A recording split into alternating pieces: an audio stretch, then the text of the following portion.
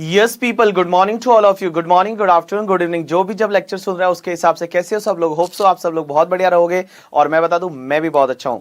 तो आज आपका स्वागत है अगले रिवीजन लेक्चर में और हम आज रिवाइज करने वाले हैं छोटे छोटे topic that is related to the taxation of various entity. सबसे पहला पॉलिटिकल पार्टी। अब एक बात बताओ, पॉलिटिकल पार्टी पे टैक्स कैसे लगता है? एक सेक्शन हुआ करती है 13A और 13A ये बोलती है पॉलिटिकल पार्टी की जितनी भी इनकम होती है वो सब एग्जेम्प्ट होती है, लेकिन पीजीबीपी की इनकम टैक्सेबल है। तो पॉलिटिकल पार्टी के लिए जितनी भी इनकम होती है वो सब एग्जेम्प्ट हो जाती है। सिर्फ पीजीबीपी का इनकम है वही टैक्सेबल है, बाकी कोई टैक्सेबल नहीं है। सैलरी का इनकम हो नहीं सकता। हाउस प्रॉपर्टी का इनकम, कैपिटल गेन और अदर सोर्सेज का इनकम एग्जेम्प्ट है। सिर्फ पीजीबीपी का इनकम है वो टैक्सेबल है। अब एक चीज समझना, मेन जो इनकम होती है पॉलिटिकल की पार्टी की दैट इज फ्रॉम डोनेशन। तो डोनेशन को ये लोग डोनेशन नहीं बोलते, वॉलंटरीली कंट्रीब्यूशन बोलते हैं। तो क्या वॉलंटरीली कंट्रीब्यूशन भी एग्जेम्प्ट होगा? Answer is yes. लेकिन एक चीज समझना, पॉलिटिकल पार्टी की इनकम एग्जेम्प्ट है लेकिन उससे रिलेटेड कुछ कंडीशंस होती है। पहली कंडीशन तो यह है कि उसको अपनी बुक्स ऑफ अकाउंट्स मेंटेन करनी पड़ेगी और उसकी ऑडिट करवानी पड़ेगी, ठीक है। तीसरी चीज, एक चीज समझना, यहां पे बुक्स ऑफ अकाउंट्स मेंटेन करनी पड़ेगी, उसकी ऑडिट करवानी पड़ेगी। और तीसरी चीज ये कि अगर पॉलिटिकल पार्टी को कोई डोनेशन मिल रहा है वो 20,000 से ज्यादा का है, अगर डोनेशन मिल रहा है वो 20,000 से ज्यादा का है तो उसका रिकॉर्ड मेंटेन करना पड़ेगा। जो पॉलिटिकल पार्टी है उसको उसका रिकॉर्ड है वो मेंटेन करना पड़ेगा। एंड एक और चीज समझना, पॉलिटिकल पार्टी को अगर डोनेशन मिल रहा है वो 2,000 रुपीज से ज्यादा का है तो उस केस में उसको account pay cheque, account pay demand draft, any mode of electronic clearing system through bank account और any other electronic mode as may be prescribe, उसी से पॉलिटिकल पार्टी एक्सेप्ट कर सकती है। तो देखो, डोनेशन से रिलेटेड दो चीजें आप याद रखना कि पॉलिटिकल पार्टी को 20,000 रुपीज से ज्यादा का डोनेशन मिलता है तो उसका रिकॉर्ड मेंटेन करना पड़ेगा। एंड 2,000 से ज्यादा का डोनेशन है तो वो account pay cheque, account pay demand draft, any mode of electronic clearing system through bank account और any other mode as may be prescribe या इलेक्टोरल बॉन्ड से ले सकते हैं, या फिर इलेक्टोरल बॉन्ड है उसी से ले सकते हैं। अब एक चीज समझना, एक पॉलिटिकल पार्टी को अगर सपोज 20,000 से ज्यादा का, 25,000 का 5 लोगों ने डोनेशन दिया तो 5 लोगों ने 25 25 25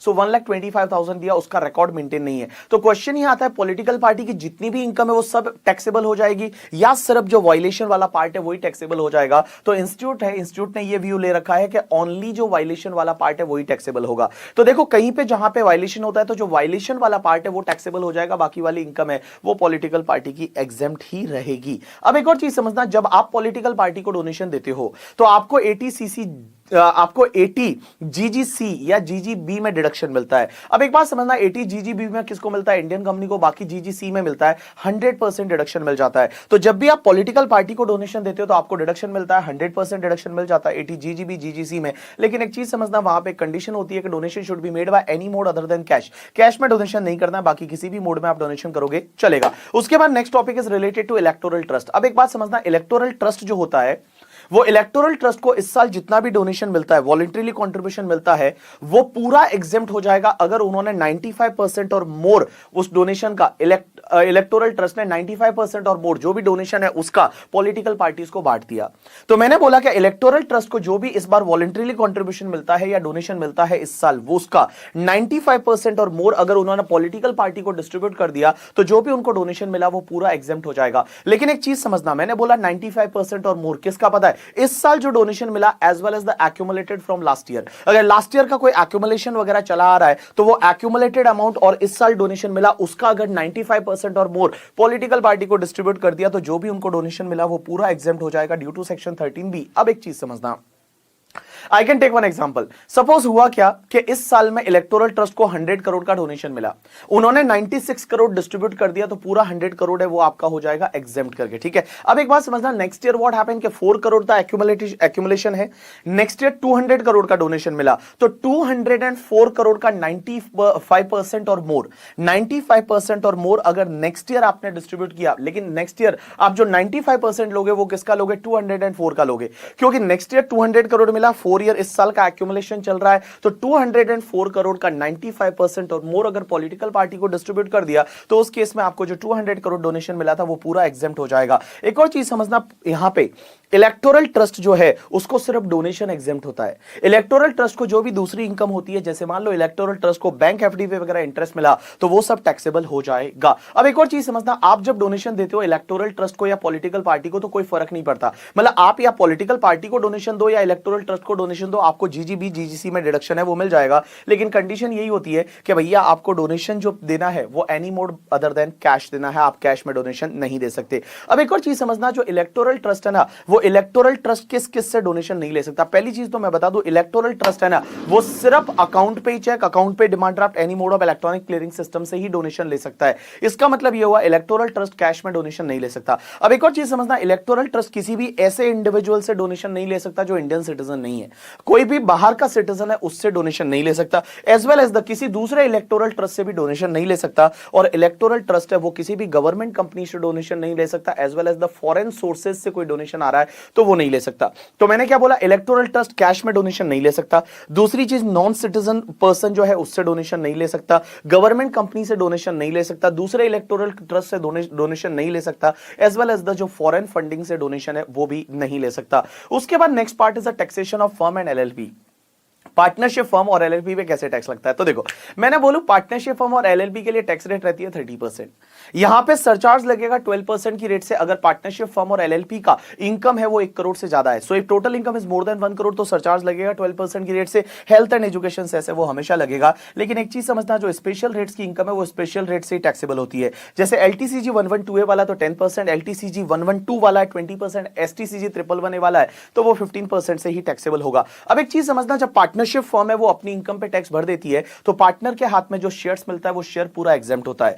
जो पार्टनर को शेयर मिलता है पार्टनरशिप फर्म से वो पूरा एग्जेम्प्ट हो जाता है। अब एक और चीज समझना, पार्टनरशिप फर्म जो रेम्यूनरेशन इंटरेस्ट देती है पार्टनर को वो अलाउ होता है, लेकिन कितना अलाउ होता है, एक सेक्शन 40B का लिमिट दे रखा है जो अभी अपन डिस्कस करेंगे। 40B के लिमिट के हिसाब से अलाउ हो जाता है। और मैं बता दूं, जितना अलाउ होता है पार्टनरशिप फर्म को इंटरेस्ट एंड रेम्यूनरेशन, उतना का उतना पार्टनर के हाथ में टैक्सेबल होता है। और मैं बता दूं, पार्टनर के हाथ में जो टैक्सेबल होता है वो पीजीबीपी हेड में टैक्सेबल होता है। तो पार्टनर को कोई भी सैलरी मिलता है, कमीशन मिलता है, बोनस मिलता है, रेम्यूनरेशन मिलता है, इवन इंटरेस्ट मिलता है, इवन उनको इंटरेस्ट मिलता है, that will be taxable under the head PGBP, वो पीजीबीपी हेड में टैक्सेबल हो जाता है। अब एक और बात समझना, पार्टनरशिप फर्म के जो लॉसेस होते हैं वो पार्टनरशिप फर्म ही कैरी फॉरवर्ड करती है, पार्टनर को डिस्ट्रीब्यूट नहीं होते हैं। और पार्टनरशिप फर्म और एलएलपी में मैं बता दूं, टैक्सेशन इनकम टैक्स में सेम है, कोई फर्क नहीं है। सिर्फ एक ही फर्क है, जो सेक्शन 44AD होती है 6% 8% वाली, that is applicable to partnership firm but it is not applicable to LLP. अब एक बात समझना, पार्टनरशिप फर्म जो होती है वो पार्टनर को रेम्यूनरेशन इंटरेस्ट देती है तो पार्टनरशिप फर्म को अलाउ होता है, पीएनडल के डेबिट में डाल सकते हैं। लेकिन मैं बताऊं कितना अलाउ होता है, कैसे अलाउ होता है, उसके लिए 5 कंडीशन है।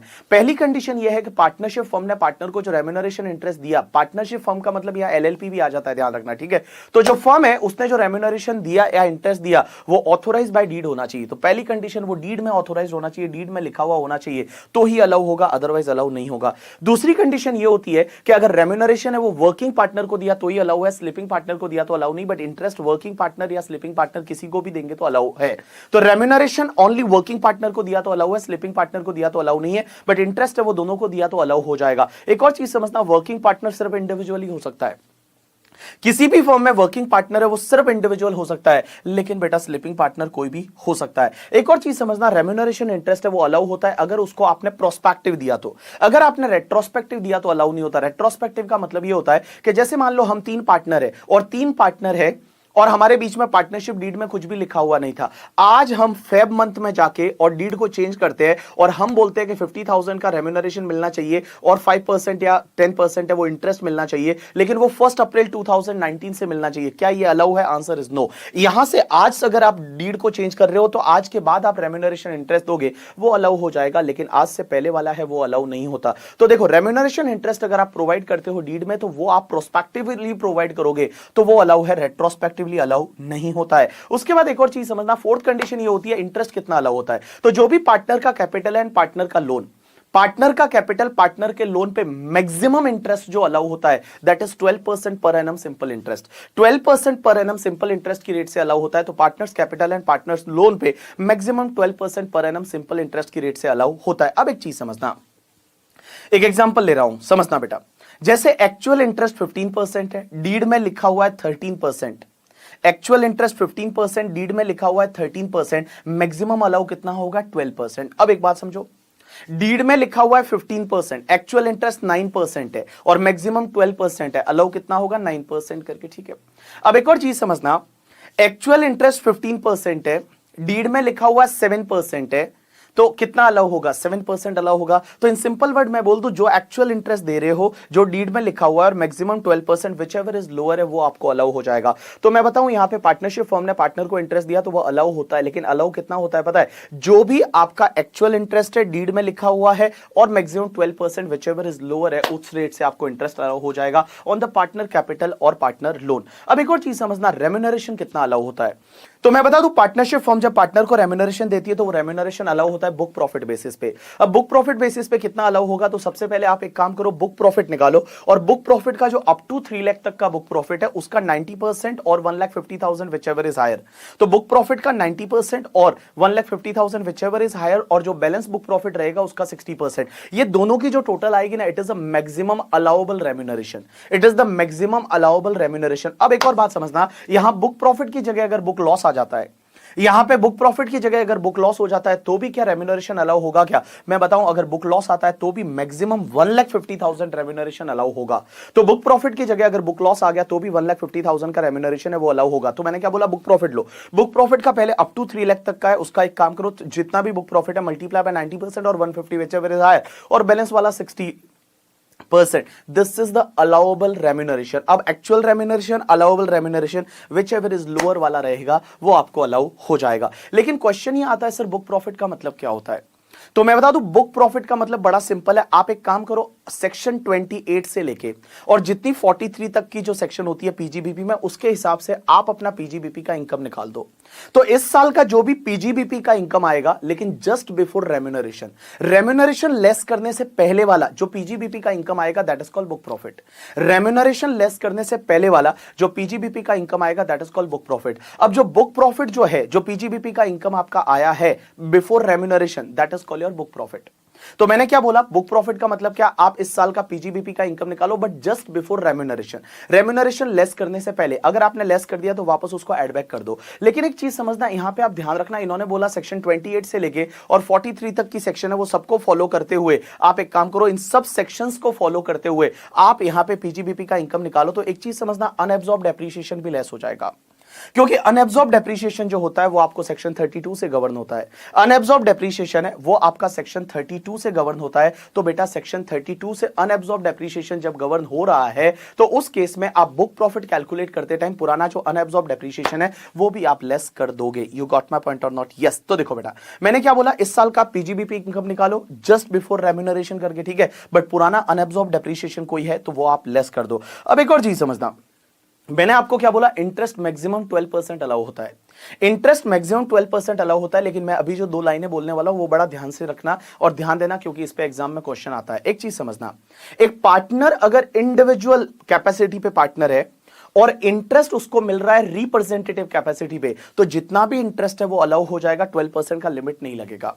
दूसरा, अगर कोई पार्टनर रिप्रेजेंटेटिव कैपेसिटी पे पार्टनर है और इंटरेस्ट अगर इंडिविजुअल कैपेसिटी पे मिल रहा है तो भी ये लिमिट नहीं लगेगी, जितना इंटरेस्ट है वो अलाउ हो जाएगा। मतलब इन सिंपल वर्ड में बता दूं आपको कि देखो, ये 12% का इंटरेस्ट का लिमिट है, ये लिमिट तभी लगेगा जब पार्टनर इंडिविजुअल कैपेसिटी पे है और इंटरेस्ट भी इंडिविजुअल कैपेसिटी पे मिलता है, या फिर पार्टनर रिप्रेजेंटेटिव कैपेसिटी पे है और इंटरेस्ट भी रिप्रेजेंटेटिव कैपेसिटी पे मिलता है, तो ही ये वाला लिमिट लगेगा। मिस मैंने बोला इंडिविजुअल कैपेसिटी पे पार्टनर, इंडिविजुअल कैपेसिटी पे इंटरेस्ट मिलता है, लिमिट लगेगा।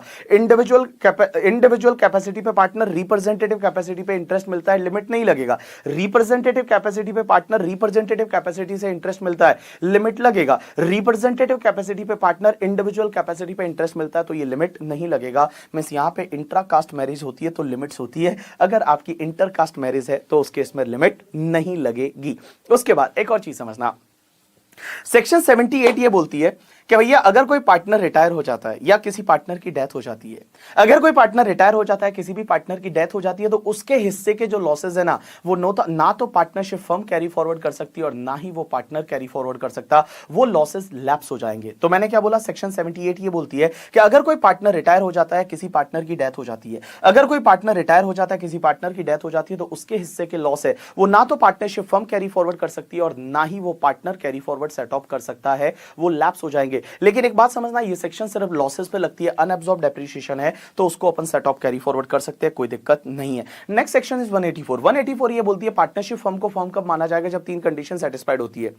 पहली कंडीशन ये है कि पार्टनरशिप डीड होना चाहिए, दूसरी कंडीशन ये है उसमें पीएसआर मेंशन होना चाहिए, और तीसरी कंडीशन ये है कि जो डीड का कॉपी है वो आपको पहले रिटर्न के साथ में लगाना पड़ेगा। तो मैंने बोला अगर तीन कंडीशन सेटिस्फाइड होती है तो ही, तीन कंडीशन सेटिस्फाइड होती है तो ही फर्म को फर्म माना जाएगा। पहली कंडीशन पार्टनरशिप डीड होना चाहिए, डीड में पीएसआर मेंशन होना चाहिए, और डीड का कॉपी है वो रिटर्न के साथ में लगाना पड़ता है। लेकिन प्रैक्टिकल लाइफ में आजकल आप रिटर्न के साथ में नहीं लगाते हो, क्योंकि आजकल आप ई रिटर्न फाइल करते हो। अब एक और बात समझना, सेक्शन 185 बोलती है कि अगर 184 का वायलेशन हो गया, 184 का वायलेशन हो गया, या फिर पार्टनरशिप फर्म ने कोई वायलेशन कर दिया 144 में। 144 बैच जजमेंट असेसमेंट हो रहा है, और बैच जजमेंट असेसमेंट कब होता है, जब वो 4 केसेस में रिटर्न फाइल नहीं किया, रिया वाला नोटिस आया उसका कंप्लाई नहीं किया, स्पेशल ऑडिट के डायरेक्शन का कंप्लाई नहीं किया, स्क्रूटनी जो नोटिस आया उसका कंप्लाई नहीं किया। तो उस केस में अगर पार्टनरशिप फर्म है उसने 184 की कंडीशन सेटिस्फाइड नहीं या 144 लग गया, तो उस केस में क्या होगा, पार्टनरशिप फर्म जो रेम्यूनरेशन इंटरेस्ट पार्टनर को देती है वो अलाउ नहीं होगा। रेम्यूनरेशन इंटरेस्ट जो पार्टनर को देती है पार्टनरशिप फर्म वो अलाउ नहीं होगा, और जब अलाउ ही नहीं हो रहा तो उसके हाथ में टैक्सेबल भी नहीं होगा। उसके बाद सेक्शन 187 ये बोलती है चेंज इन कॉन्स्टिट्यूशन। अब एक चीज समझना, चेंज इन कॉन्स्टिट्यूशन किसको बोलते हैं पता है, किसी भी फर्म से कोई पार्टनर रिटायर हो रहा है या कोई पार्टनर एडमिट हो रहा है, किसी भी फर्म से कोई पार्टनर रिटायर होता है या फिर कोई पार्टनर एडमिट होता है, but at least one partner continue करता है, एटलीस्ट वन पार्टनर कंटिन्यू करता है, that is called change in constitution of firm. मैंने क्या बोला, अगर एक पार्टनर एंटर होता है या कोई पार्टनर रिटायर होता है but at least one partner continue करता है, that is called change in constitution of firm. या फिर ऑल पार्टनर कंटिन्यू करते हैं बट उनका पीएसआर चेंज हो जाता है, ऑल पार्टनर कंटिन्यू करते हैं लेकिन उनका पीएसआर चेंज हो जाता है, that is called change in constitution of firm. जैसे एक फर्म थी that is the ABC, 3 partner थे। अब एक बात समझना, इसमें से ए हट गया और बी सी 2 पार्टनर बच गए, it is called change in constitution of firm. ABC थी, उसमें से मान लो ए और बी हट गया और सी जो बचा उसके साथ डी और मिल गया, it is also called change in constitution of firm. लेकिन एबीसी 3 पार्टनर थे, उसकी जगह डी एफ आ गया, ये चेंज इन कॉन्स्टिट्यूशन नहीं है, ये सक्सेशन है। आप मुझे बोलोगे sir succession change in constitution हमको क्यों पढ़ा रहे हो? देखो, जब भी सक्सेशन होता है ना तो उस फर्म के 2 रिटर्न जाते हैं उस साल में। सक्सेशन के केस में 2 रिटर्न जाते हैं, चेंज इन कॉन्स्टिट्यूशन के केस में एक ही रिटर्न जाता है। तो अगर चेंज इन कॉन्स्टिट्यूशन है तो रिटर्न एक ही जाता है, सक्सेशन के केस में आपके 2 रिटर्न जाते हैं। उसके बाद नेक्स्ट सेक्शन ये होती है, दैट इज द सेक्शन 188 है, that is jointly and severally liable for the liability of partnership firm। अब एक चीज समझना, पार्टनरशिप फर्म की लाइबिलिटी जो होती है उसके लिए पार्टनर है वो तुम्हारी पार्टनर की लाइबिलिटी यहां पे अनलिमिटेड रहती है, even in case of the LLP. LLP के केस में भी जो पार्टनर है उसकी लाइबिलिटी अनलिमिटेड रहेगी for the purpose of the income tax. अब एक चीज समझना, कौन से ईयर के लिए कौन से पार्टनर लाइबल रहेंगे, तो जिस ईयर में आप पार्टनर थे उस ईयर के लिए जो भी लाइबिलिटी रहेगी उसके लिए आप लाइबल हो। जैसे I can take example, 3 partner थे एबीसी 3 पार्टनर थे लास्ट 10 साल से। इस साल में उन्होंने डी को और पार्टनर बना दिया, तो मैं बता दूं लास्ट 10 साल की जो लाइबिलिटी है उसके लिए एबीसी 3 रेस्पॉन्सिबल होंगे और डी जो है वो करंट ईयर की लाइबिलिटी के लिए रेस्पॉन्सिबल होगा। Means ABC along with the D is liable for the current year liability, और लास्ट 10 साल की लाइबिलिटी के लिए सिर्फ एबीसी है वो रेस्पॉन्सिबल रहेंगे। इस साल अगर मान लो आप 5 डेज के लिए पार्टनर रहे और फिर आप निकल गए तो भी इस साल की लाइबिलिटी के लिए आप रेस्पॉन्सिबल रहोगे। उसके बाद एक सेक्शन 189 ये बोलती है कि अगर फर्म का डिसोल्यूशन हो जाता है, तो अगर फर्म का डिसोल्यूशन हो जाता है या बिजनेस डिसकंटिन्यू हो जाता है तो उस केस में जो डिसोल्यूशन के टाइम पे फर्म थी उसी के नाम पे, अगर असेसमेंट कोई नया होता है तो उसी के नाम से आएगा, असेसमेंट चल रहा है तो उसी के नाम पे कंप्लीट होगा। एक और चीज समझना, जो भी डिसोल्यूशन के टाइम पे पार्टनर रहते हैं उसकी फर्म की जितनी भी लाइबिलिटी रहेगी ना उसके लिए वो लाइबल रहेंगे। जैसे I can take one example, ABC 3 partner थे लास्ट 10 साल से, ठीक है, इस साल डी को पार्टनर बनाया। अब एक बात बताओ, 188 ए तो ये बोलती थी कि D is responsible for only current year liability, लेकिन सेक्शन 189 बोलती है कि अगर डिसोल्यूशन हो गया, डी आते ही डिसोल्यूशन हो गया, तो D is responsible for last 10 year liability also. क्योंकि बेटा डिसोल्यूशन के टाइम पे जो भी पार्टनर रहते हैं वो असेट्स उनको मिलती है, तो उसके केस में जितनी भी पार्टनरशिप फर्म की लाइबिलिटी रहेगी उसके लिए वो रेस्पॉन्सिबल रहेंगे। तो डिसोल्यूशन के टाइम पे जो भी partner they are responsible for the all liability of the partnership firm. उसके बाद में सेक्शन 167 सी ये बोलती है कि लिमिटेड लाइबिलिटी पार्टनरशिप के केस में भी पार्टनर है उसकी लाइबिलिटी लिमिटेड नहीं रहेगी, अनलिमिटेड रहेगी।